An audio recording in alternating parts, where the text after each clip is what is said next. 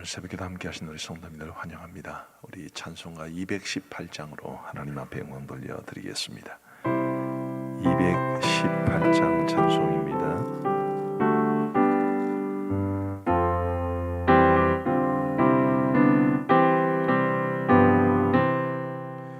내 마음과 정성을 다하여서 주 너의 하나님을 사랑하라. 내 몸을 아끼고 사랑하듯 형제와 이웃을 사랑하라. 주께서 우리에게 명하시니 그 명령 따라서 살아가리. 널 미워해 치는 원수라도 언제나 너그럽게 사랑하라. 널 핍박하는 자 위에서도 신실한 마음으로 복을 빌라. 주께서 우리에게 명하시니 그 명령 따라서 살아가리. 나 항상 주님을 멀리하고 형제를 사랑하지 못하였다. 이러한 죄인을 사랑하사 주께서 몸버려 속죄의 큰 사랑 받은 내 생명 다 바쳐 충성하리. 아멘. 우리 하나님이 주시는 말씀은 사도행전 21장 말씀입니다. 사도행전 21장 15절부터 26절까지의 말씀을 우리 교독하시겠습니다. 사도행전 21장 15절부터 26절까지의 말씀을 우리 함께 교독하시겠습니다. 제가 먼저 15절을 읽겠습니다. 이 여러 날 후에 여장을 꾸려 예루살렘으로 올라갈새 가이사랴의 몇 제자가 함께 가며 한 오랜 제자 구브로 사람 나손을 데리고 가니 이는 우리가 그의 집에 머물려 함이라. 예루살렘에 이르니 형제들이 우리를 기꺼이 영접하거늘 그 이튿날 바울이 우리와 함께 야고보에게로 들어가니 장로들도 다 있더라. 바울이 무난하고 하나님이 자기의 사역으로 말미암아 이방 가운데 사신 일을 낱낱이 말하니 그들이 듣고 하나님께 영광을 돌리고 바울더러 이르되 형제여 그대도 보는 바에 유대인 중에 믿는 자 수만 명이 있으니 다 율법의 열성을 가진 자라. 네가 이방에 있는 모든 유대인을 가르치되 모세를 배반하고 아들들에게 할례를 행하지 말고 또 관습을 지키지 말라 한 다음을 그들이 들었도다. 그러면 어찌할꼬 그들이 필연 그대가 온 것을 들으리니 우리가 말하는 이대로 하라. 서원한 네 사람이 우리에게 있으니 그들을 데리고 함께 결례를 행하고 그들을 위하여 비용을 내어 머리를 깎게 하라. 그러면 모든 사람이 그대에 대하여 들은 것이 사실이 아니고 그대도 율법을 지켜 행하는 줄로 알 것이라. 주를 믿는 이방인에게는 우리가 우상의 제물과 피와 목매어 죽인 것과 음행을 피할 것을 결의하고 편지하였느니라 하니 바울이 이 사람들을 데리고 이튿날 그들과 함께 결례를 행하고 성전에 들어가서 각 사람을 위하여 제사 드릴 때까지의 결례 기간이 만기된 것을 신고하니라. 아멘. 오늘 본문 15절에 보시면 이 여러 날 후에 여장을 꾸려 예루살렘으로 올라갈새라고 말합니다. 예루살렘에 도착 함으로써 드디어 사도 바울의 3차 전도 여행이 이제 마무리가 되었습니다. 사도 바울이 3차 전도 여행을 이제 마무리한 그 시점부터 사도 바울에게는 이제 성령께서 그에게 예언하신 대로 결박과 환란이 그를 기다리고 있습니다. 사도 바울도 그걸 다 알고 있었고 그리고 각오하고 있었습니다. 그런 상황 속에서도 16절 말씀에 보시면 이런 말씀이 기록되어 있습니다. 가이사랴에 몇 제자가 함께 가며 한 오랜 제자 구브로 사람 나손을 데리고 가니 이는 우리가 그의 집에 머물려 함이라. 편안한 길이 아닙니다. 분명히 결박과 환란이 기다리고 있었고 그리고 죽을 수도 있었던 굉장히 위험천만한 상황이었고 대개 사도 바울뿐만 아니라 사도 바울과 함께 하던 사람들도 곤욕을 치른 적이 많이 있었기 때문에 사도 바울과 함께 가는 사람들 역시 어려움에 처할 수도 있었습니다만은 가이사랴에 살던 몇 명의 제자가 그런 위험에도 불구하고 사도 바울과 동행하겠다고 나서 주었습니다. 그리고 구브로 사람 나손이라는 사람이 나오는데 이 사람은 예루살렘에 집을 가지고 있는 사람으로서 예루살렘에서 사도 바울에게 숙소를 제공한 사람입니다. 그가 그랬다는 것이 또 사람들에게 알려지면 나손 역시 어려움을 겪을 수밖에 없는 그런 상황이었으나 가이사랴에서 올라온 몇 명의 제자들과 나손은 전혀 개의치 않고 사도 바울과 함께 동행하기로 하고 또 편의를 제공하고 그와 함께 고난을 받을 것을 각오하고 이 일을 감당했던 것입니다. 사도 바울이 참 귀하고 훌륭하지만 이 사도 바울에게 이런 신실한 믿음의 형제들이 함께하지 않았더라면 그의 사역은 어쩌면 불가능했을지 모르지요. 우리 그리스도인들은 우리 하나님의 은혜 가운데 서로 함께 사랑을 나누어야 할 사람들인데 좋을 때만이 아니라 어려울 때도 함께 그렇게 해야 한다는 것을 오늘 본문은 잘 보여주고 있습니다. 정말 어렵고 힘들 때도 우리가 같이 할 수 있는가? 그게 진짜 주 안에서 우리가 함께 형제 자매된 사람인가를 말해주는 거겠지요. 코로나 상황 속에서 국제적인 여러 관계의 변화들이 많았습니다만은 그럴 때 이런 말들이 유행을 하곤 했었습니다. 어려울 때 친구가 진짜 친구다. 중국의 왕이부장이라는 사람도 우리나라에 와서 그런 말을 했었고 또 베트남에서도 그런 말을 했었지요. 어려울 때 친구가 진짜 친구다. 맞는 말 아니겠습니까? 말은 이 바울이 정말 어렵고 힘든 상황 속에서 함께 했던 이 사람들 참 너무 귀하다 싶은데요. 우리가 주 안에서 함께 믿음의 삶을 나누고 또 건강한 영적 공동체를 세워간다 할 때 우리가 어려울 때 함께 해줄 수 있는 기도해주고 서로 지탱해줄 수 있는 그런 믿음의 교제가 우리 가운데 있게 되기를 간절히 바랍니다. 18절 말씀에 보시면 그 이튿날 바울이 우리와 함께 야고보에게로 들어가니 장로들도 다 있더라.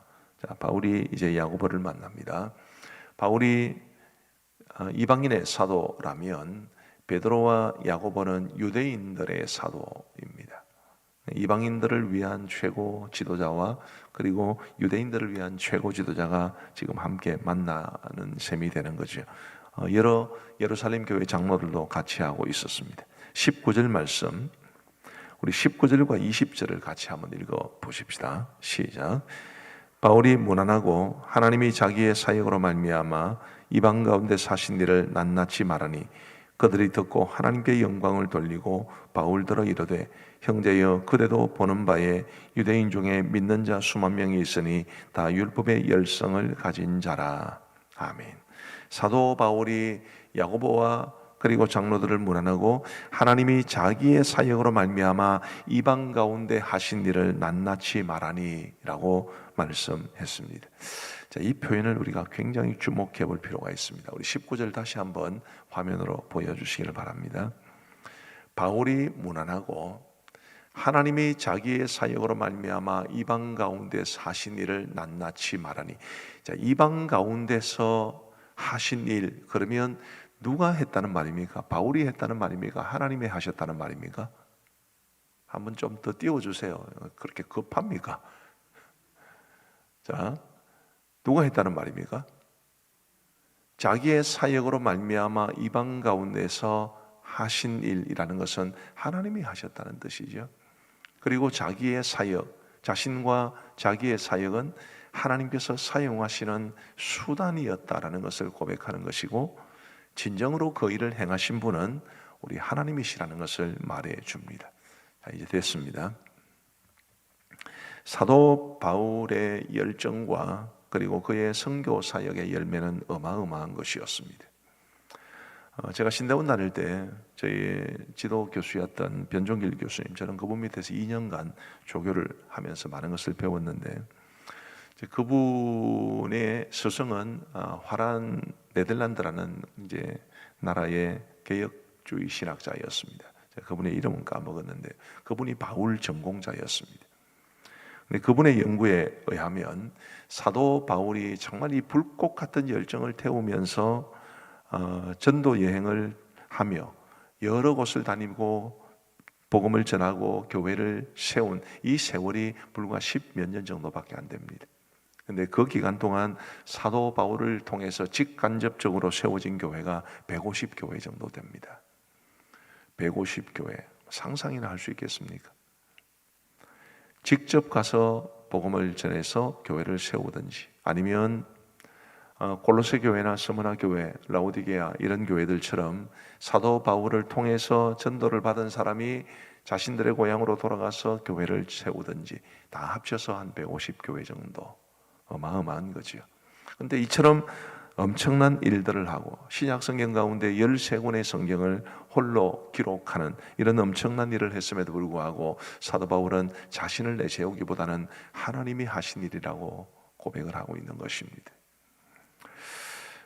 제가 우리 교회 오기 전부터 이제 총회 사역을 하면서 우리 총회 안에 좀 이런 표현을 써서 죄송합니다만은 좀 걸발 있는, 걸발 날리는 그런 목사님 장로님들을 여러 많은 사람들을 만났습니다. 그분들 가운데 정말 겸손한 사람들도 계시고요, 정말 교만한 사람들도 많이 있습니다. 내가 했다고, 이게 내가 뭐 할 때 만들어 놓은 제도라고, 이런 식으로 말하는 사람들이 굉장히 많았습니다. 지금 사도 바울이 보여주는 모습과는 전혀 다른 모습이죠. 사도 바울은 우리가 행하는 일들과는 비교조차 할 수 없는 엄청난 일을 하면서도 하나님이 하셨습니다.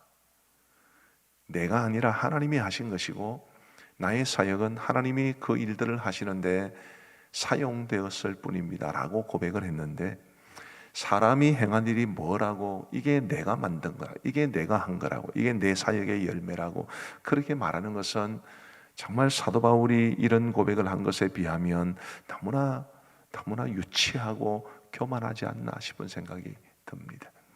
우리 사랑하는 성도 여러분, 사람들에게야 누구나 다 자기를 드러내고 자기를 과시하고 자기가 한 일을 자랑하고 싶은 생각들은 다 있을 겁니다.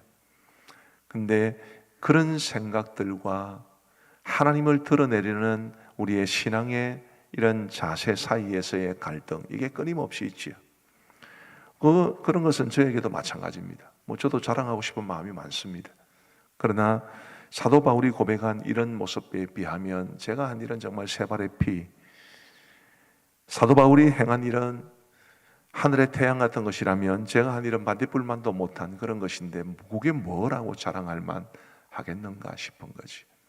우리 사랑하는 성도 여러분, 뭔가 주를 위해 일을 할 수 있다면, 뭔가 주를 위해 이루어 놓은 것이 있으면 그게 은혜인 줄 아시기를 바랍니다.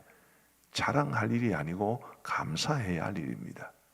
그리고 나를 높이는 것이 아니라 하나님을 높여야 되는 거지요.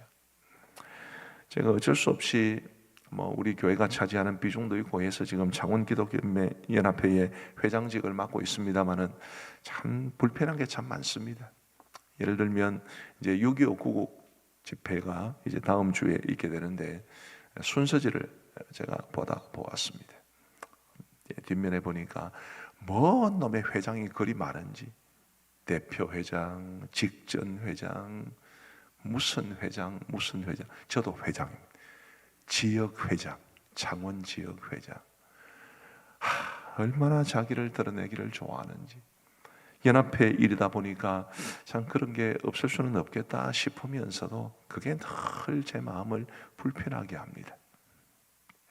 내가 아니라 하나님을 드러내고 자랑이 아니라 감사하고 좀 그럴 수 없을까? 사도 바울이 그랬던 것처럼 부디 저와 여러분들이 뭔가 좋은 일, 다른 사람들에게 자랑할 만한 일, 그런 것 조금이라도 할 수 있다면 하나님의 은혜요 감사해야 되는 줄 아시기를 바라고 그렇게 살아갈 수 있게 되기를 바랍니다.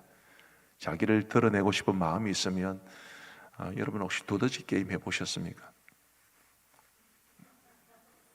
찍어 누르셔야 됩니다.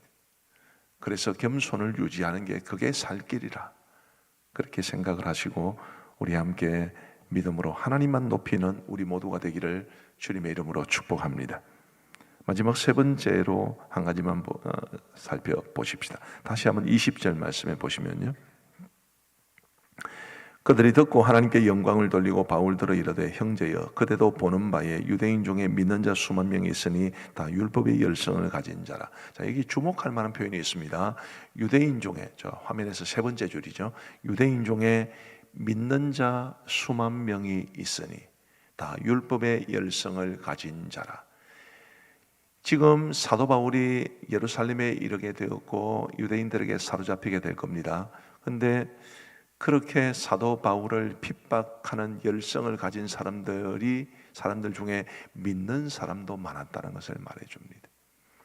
기독교 복음을 받아들이지 않는 그냥 구약시대에 머무는 유대인들뿐만 아니라 복음을 듣고 교회로 들어온 유대인들 중에서도 율법의 열성을 가지고 지금 사도 바울 죽이려고 혈안이 되어 있는 사람들이 수만 명이나 되었다, 그렇게 이야기를 하는 거죠.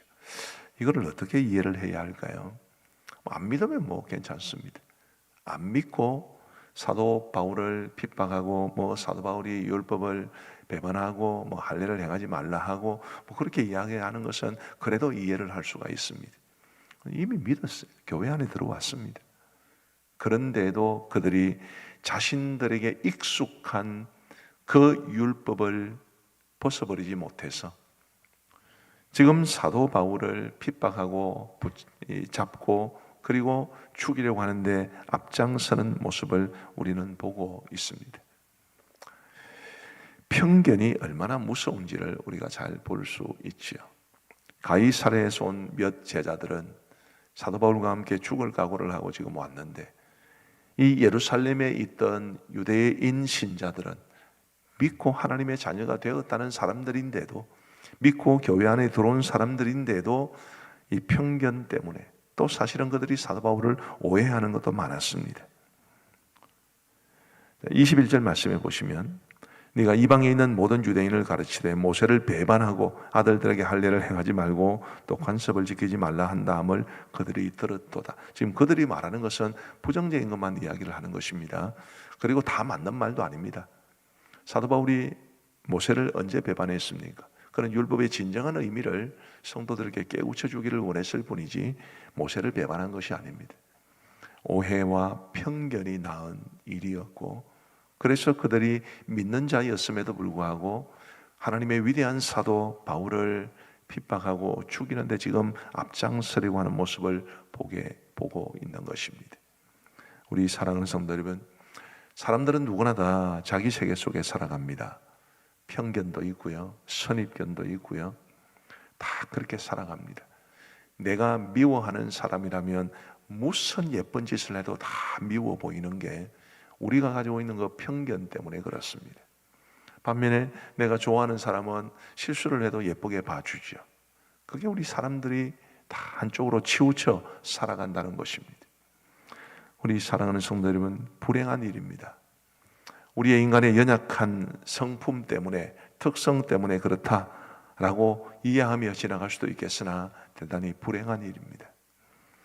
우리가 가지고 있는 어떤 기준을 가지고 저 사람은 잘못됐어, 이 사람은 문제야, 그렇게 말하기보다는 그냥 사람을 그냥 품어줄 수 있는, 포용해 줄 수 있는 그런 모습으로 살아갈 수는 없을까?